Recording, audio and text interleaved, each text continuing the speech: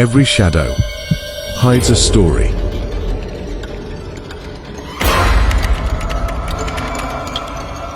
I never believed in hauntings.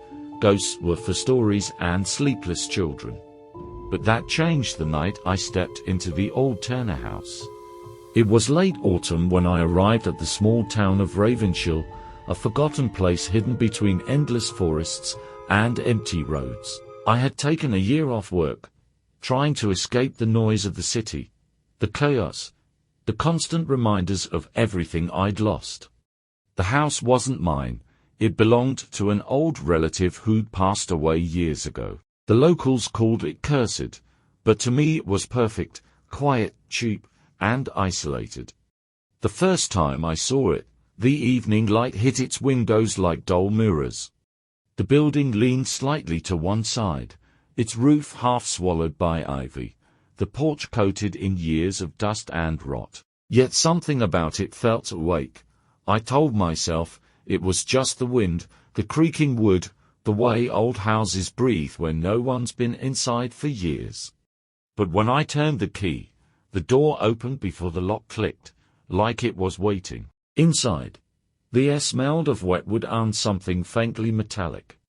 I coughed and opened a few windows, letting the cold October air inside. My flashlight beam swept across the living room, old furniture under white sheets, a grand piano leaning against one wall, its keys yellow with time. In the silence, I could hear it, a soft, rhythmic tapping, tap, tap, tap, coming from upstairs. I froze. The house was supposed to be empty. I called out, my voice echoing strangely, "Hello? Anyone there?" Nothing, only the wind. The stairs creaked as I climbed them, each step groaned under my weight, the sound echoing into the shadows above. At the end of the hallway, a door was slightly open, just enough for the tapping sound to leak through. When I pushed it open, I found a small bedroom. Wallpaper peeling, bed frame rusted, dust dancing in the air. On the wall beside the window, a loose shutter banged softly against the frame, the source of the tapping. I laughed quietly, exhaling the fear I didn't want to admit I'd felt. Just the wind, I said to myself, but then something else caught my eye, a mirror, half covered by a sheet, leaning against the far wall. Its surface was dim and clouded, yet I could see my reflection faintly. Only, it didn't move when I did. My heart jumped. I blinked hard and looked again. This time it was normal. My reflection followed. My mind played tricks. I told myself fatigue and nerves were the reason. I stayed in that room the first night, sleeping in a sleeping bag by the wall. The house groaned around me as the temperature dropped. I kept my flashlight close, its dim glow comforting. Around 2 a.m. I woke to a sound, whispering, faint and close. It wasn't from outside. It was inside the room. At first, I thought it was the wind again, or my half-dreaming mind making shapes out of silence. But then I heard it clearly, a woman's voice, soft and broken, whispering just above my ear, "Don't stay here." I turned on the flashlight instantly, my pulse hammering in my chest. The room was empty, my breath fogged in front of me. The air had turned freezing cold. I didn't sleep again that night. The next morning, sunlight poured weakly through the dusty window. I told myself again, stress, imagination. But part of me already knew the voice had been real. Over the next few days, I tried to fix the place up. Cleaned the dust, replaced a few light bulbs, even got the fireplace working. But no matter what I did, the house felt wrong. Shadows shifted where there shouldn't be any. Footsteps echoed faintly when I was alone. By the fourth night, I'd started keeping a journal, a way to make sense of things. My handwriting grew worse with every entry, the words uneven, the lines trembling. I began to doubt myself. That night, as I wrote, the air grew heavy. Every sound seemed amplified, the scratching of my pen, the ticking of the old clock downstairs. Then, suddenly, The clock stopped, complete silence, and then the piano. A single note, faint but unmistakable, drifted up from the living room below. I froze mid-sentence. The piano hadn't been touched in years. Another note followed, slower, deliberate, like someone testing each key. I stood, heart pounding. My flashlight flickered as I stepped into the hallway. The air grew colder with every step. Downstairs, the room was dark except for a faint glow of moonlight through broken glass. The piano stood there, lid half open. I could see the keys, one slightly pressed down on its own. As I watched, another key sank, an invisible finger pressing it softly. The sound it made was distant and sad. Then, a voice, the same woman's voice, whispered again, this time from the darkness near the piano. "He's still here." The flashlight trembled in my hand. "Who's here?" I asked, my voice shaking. No answer. Only the echo of my words and the faint creak of the house breathing. And then from the corner of my eye, I saw movement, a shadow slipping along the far wall, vanishing behind the curtains. I ran back upstairs and locked myself in the bedroom. Sleep never came. When morning finally broke, I decided to find out what was really happening. I went into town to the local diner, where a few old residents gathered each morning. When I mentioned the Turner house, conversation stopped. Everyone looked away, except one old man sitting in the corner. He gestured for me to sit. His eyes were pale and tired. "You staying in that house?" he asked quietly. "Yes," I said. "Why?" "What happened there?" he sighed. "Used to belong to the Turner family, wife, husband, and their little boy. No one knows what really happened, but one winter night, they disappeared. Only the husband was found days later, wandering the woods, covered in blood. Said the house spoke to him." I felt a chill crawl down my neck. "Spoke to him," the old man nodded. "Whispered things, drove him mad. They locked him away after that. House's been empty ever since. When I left the diner, the sky was gray and heavy. The house waited for me at the end of the road, silent and dark. But now I knew its name. The locals called it the house that whispers." I spent the rest of that day trying to convince myself the old man's story was just folklore, something to scare kids or keep strangers away. But when I returned that evening, the air around the house felt heavier, thicker somehow, as if the walls themselves were holding their breath. The moment I stepped inside, the door shut on its own. I told myself it was the wind again, but deep down, I knew it wasn't. I went straight to the piano room, flashlight in hand. The moonlight had moved, casting strange angles across the floor. I pressed a key softly. The sound echoed longer than it should have, like the house itself hummed in response. That night, I decided I wouldn't run. I'd stay awake, observe, document every sound, every whisper. Maybe then I'd understand. I sat at the small desk in the upstairs hallway with my notebook and flashlight beside me. 4 hours. There was nothing but silence and the ticking of my pocket watch. Around midnight, the temperature dropped again. The light dimmed and then, faintly, from downstairs, the piano played 3 notes, soft, slow, familiar. I froze. Those same notes repeated, again and again, a melody forming, sad and broken. It wasn't random this time. It was deliberate, almost human. I took the flashlight and went down. My breath came out in visible puffs as I moved. The house seemed to stretch around me, every step longer than it should be, every shadow deeper. When I reached the living room, I saw her, a woman, faint and colorless, standing beside the piano. Her dress was torn, her hair falling across her face. I could see right through her, the faint outline of the wall behind her body. She turned her head slowly toward me, though I couldn't see her eyes. And then, she spoke. "He's waiting." My throat went dry. "Who's waiting?" Her voice cracked, almost like she was struggling to breathe. "The one you let in." Before I could move, she vanished. The piano's lid slammed shut with a sound so sharp it shattered the silence. I ran upstairs, but something stopped me halfway, a photograph, lying face down on one of the steps. I picked it up. It was a family portrait, a man, a woman, and a small boy. The same woman I'd just seen. On the back, in fading ink, someone had written, "He hears what we cannot." I didn't sleep that night. My mind kept circling those words. By morning, the whispers had changed.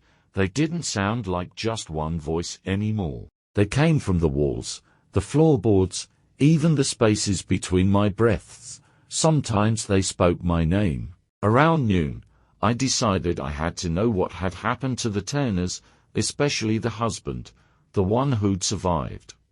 I drove to the old county hospital, now half abandoned, to look for records. The nurse at the desk, an elderly woman, raised an eyebrow when I mentioned the name. "You don't want to go digging into that," she said. "That man, he never left the asylum. Do you know where he is now?" I asked. She hesitated, then pointed down the hallway. "Basement wing, but he hasn't spoken in decades." The basement smelled of bleach and dust. The lights flickered as I walked past rows of empty rooms until I reached the last door.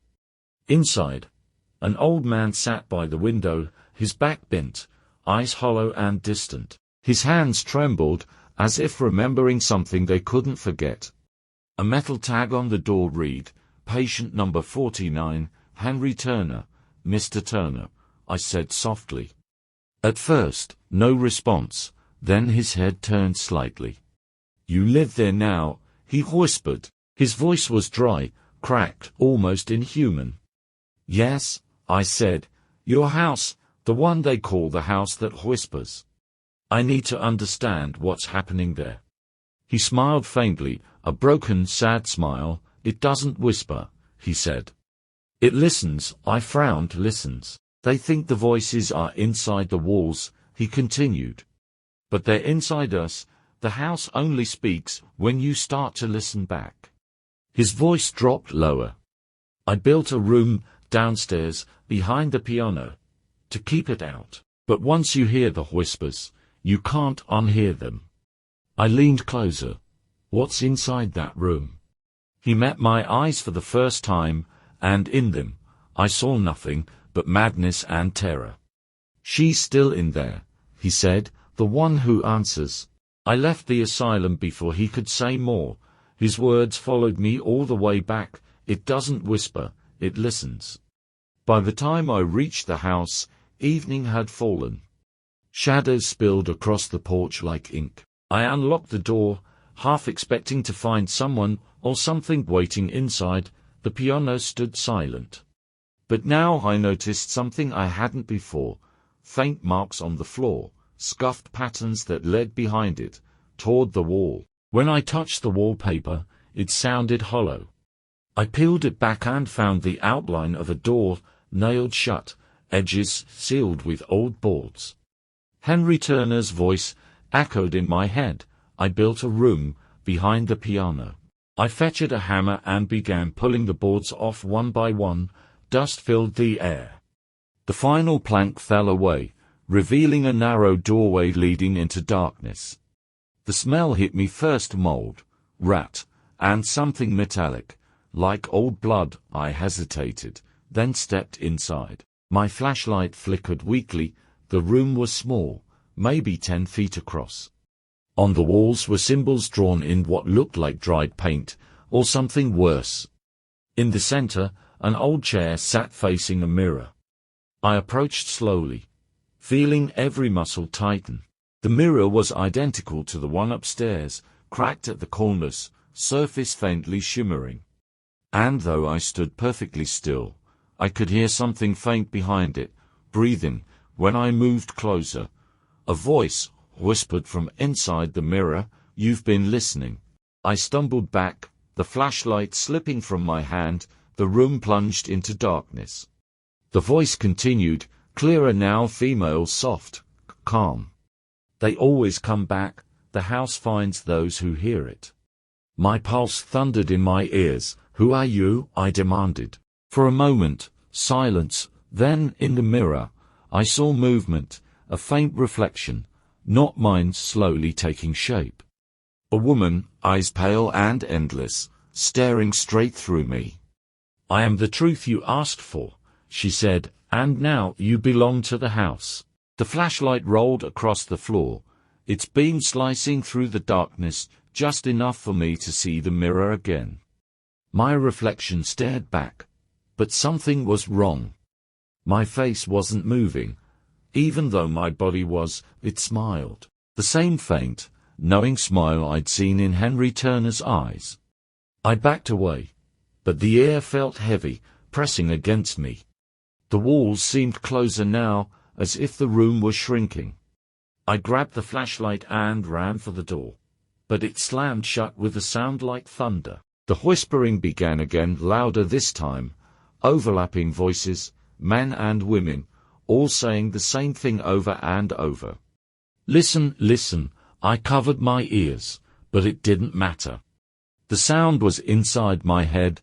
My flashlight flickered, then died completely. Only the mirror glowed faintly in the dark. Then, the woman's voice spoke again, right behind me. You wanted to understand. Now you will. I turned slowly.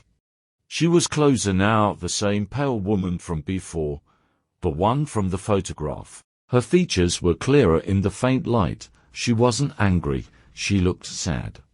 What happened to you? I whispered. She raised her hand toward the mirror. The surface rippled like water, and the room seemed to dissolve around us. I saw flashes, memories that weren't mine.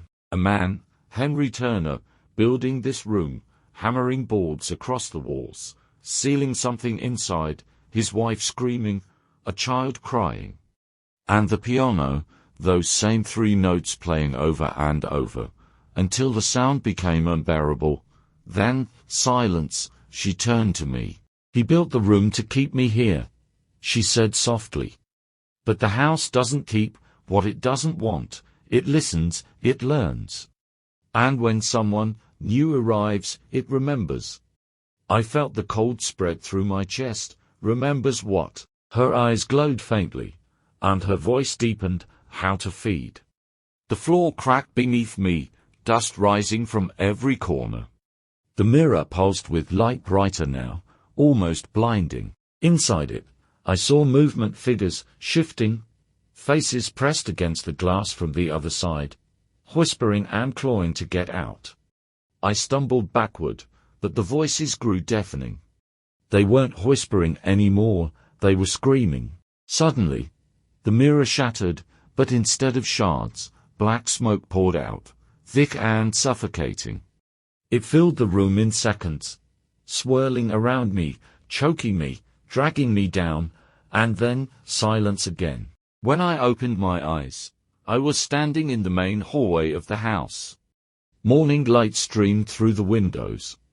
Everything looked normal, the piano, the dust, even my notebook lying where I'd left it. Had I imagined it all? I checked my watch. Only an hour had passed since I'd gone behind the piano, but my body felt heavier, my head pounding. I needed air outside. The fog had lifted. The sky was pale blue. I stood on the porch, trying to calm my breathing. That's when I noticed something. The front door was open, though I just walked through it.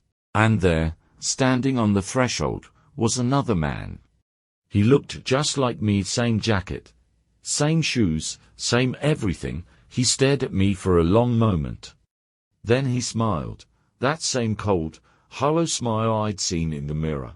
Without a word, he stepped inside the house and closed the door. I tried to run forward, but my legs wouldn't move.